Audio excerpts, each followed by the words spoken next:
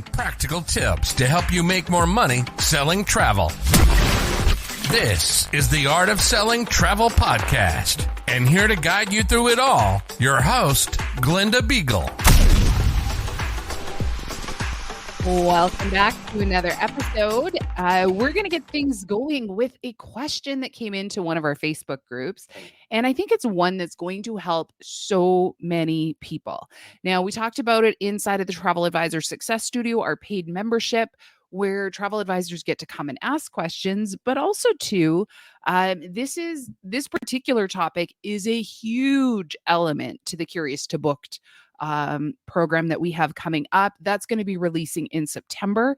So head on over to artofsellingtravel.com/curious if you want to get on the wait list. But let's talk about indecision. Indecision is when your clients just simply can't make a decision. Or at least that's how we've always been taught, is that, well, they're just not making a decision. Here's the thing. The decision to not make a decision is, in fact, a decision. We have clients out there. You probably have many of them that just want to keep their options open. They just want to see what else is out there. You know, it's sort of like the single people at the bar who don't necessarily want to, jump straight into a long-term relationship. They just want to keep their options open. I get it. I don't travel nearly as often as I would love to. I try to do a vacation once a year. My ideal would be once a month. But when you only have limited time, limited resources, limited availability in your schedule, it makes trying to find that the time to get away that much harder. So a lot of times clients don't necessarily want to make a decision, but yet indecision is a decision all on its own. So what causes clients to be indecisive? Well, in Curious to Booked, I coach travel advisors. You've got to figure out if they are just naturally an indecisive person. Because if they struggle to make a decision as a whole, well, then we have to change the conversation. But if they are somebody who makes decisions all the time or does a pretty good job of it, then we need to get to the root of what's happening. See, a lot of times when it comes to travel, these are very large purchases.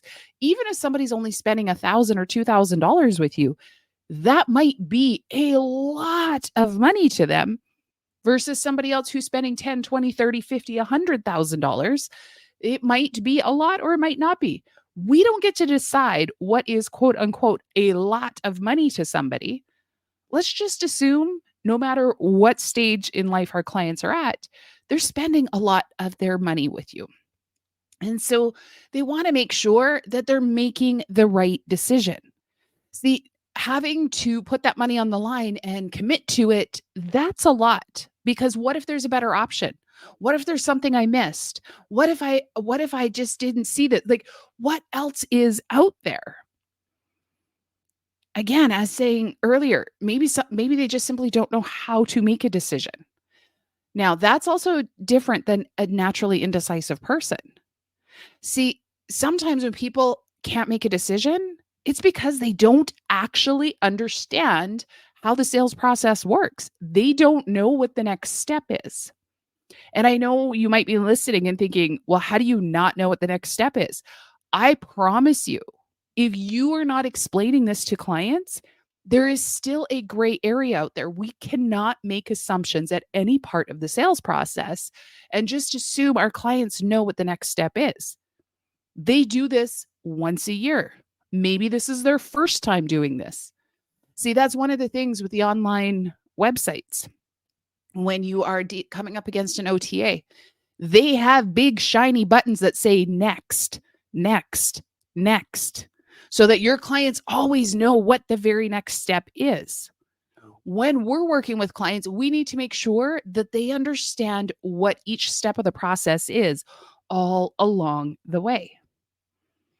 Again, I was chatting about the ones that want to keep their options open. They might be a little bit of a commitment phobe. There might be something better out there for them.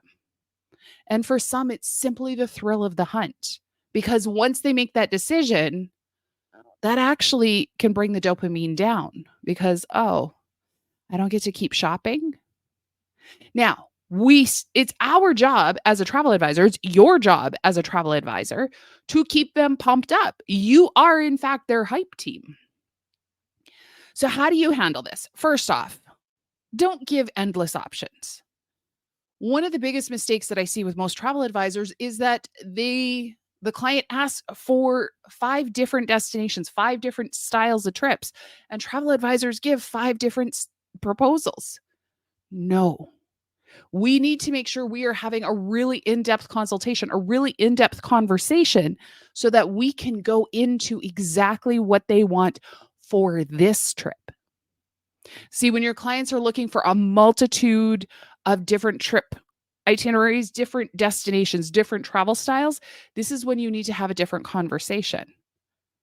This is where, during that consultation, we're going to break it down into, is that what you want for this trip? Or is that what we're going to put on the future travel list? When they ask for more options. So in the case of the question, they eliminated 2 of the 3 options. The third one they still liked.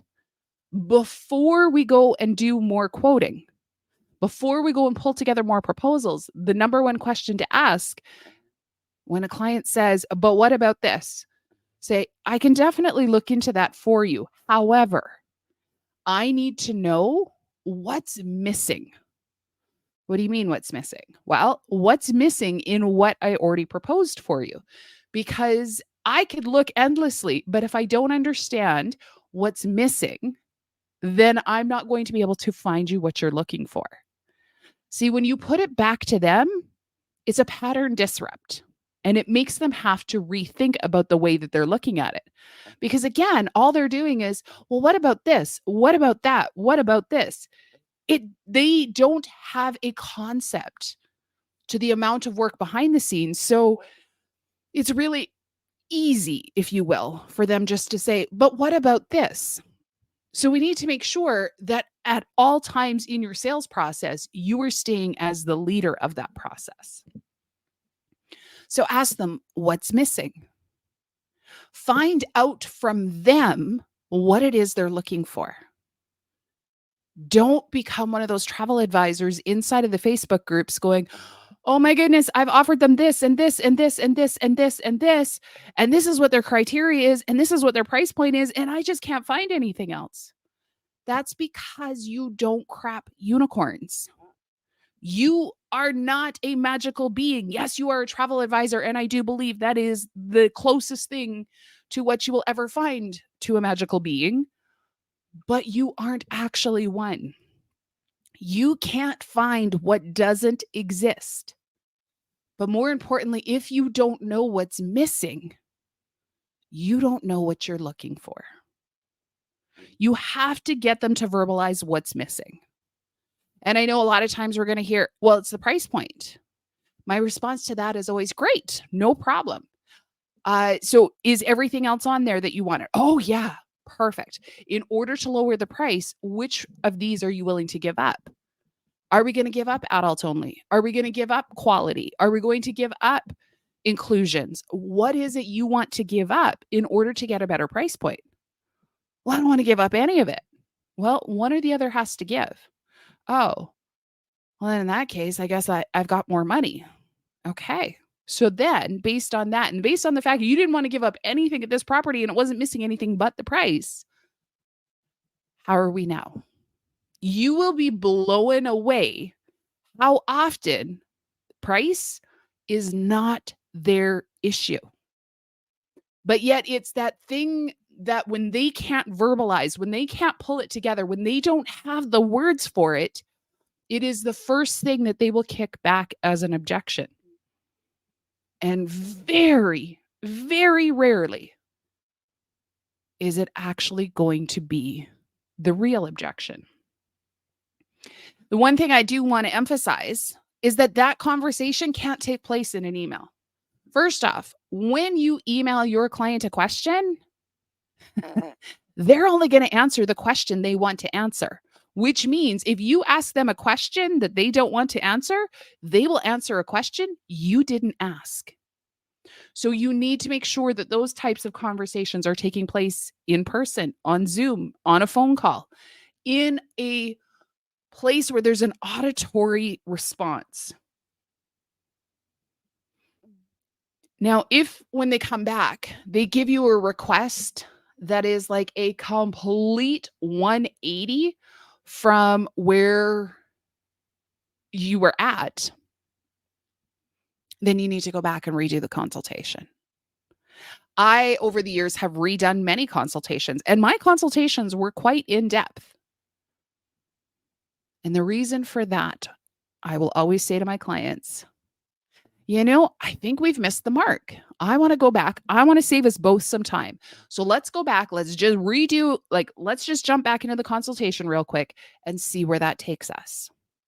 Your clients will be so much more appreciative that you are trying to save them time, that you're trying to keep them from being confused. I hear from travel advisors, but I already did this. This is nothing but a waste of time. No, the waste of time is endlessly quoting to only end up with a very frustrated client who doesn't even book with you. When travel advisors tell me I get ghosted all the time, we work back through their process. Guess what? It's because they just kept proposing and proposing and proposing. So they kept this perpetual spinning circle of confusion going on around their client. Go back to the consultation if you can't get if you can't get them to land their plane. You've got to go back to the beginning. You've got to go back to the runway and figure out what's happening. Indecision is at an all-time high right now, but it doesn't have to be that way. When you put it back to your clients to ask what's missing, what are you willing to compromise? What are you willing to give up? You will be amazed at how much faster they're able and willing to make a decision. Okay, that is all for this episode. I'm going to put some links in the show notes. If you are interested in joining the Travel Advisor Success Studio, hello. We have so much fun there. We do monthly coaching calls, we do quarterly masterclasses, and of course, we do a mostly weekly Facebook Live training where you get to ask your questions and I will help you to answer them. You can come join us there, or also to get on the wait list for Curious to Booked. Our signature sales program is coming this fall, and I cannot wait. It is by far my favorite program that we offer, and all of those are going to be linked up in the show notes. Until next time, happy selling.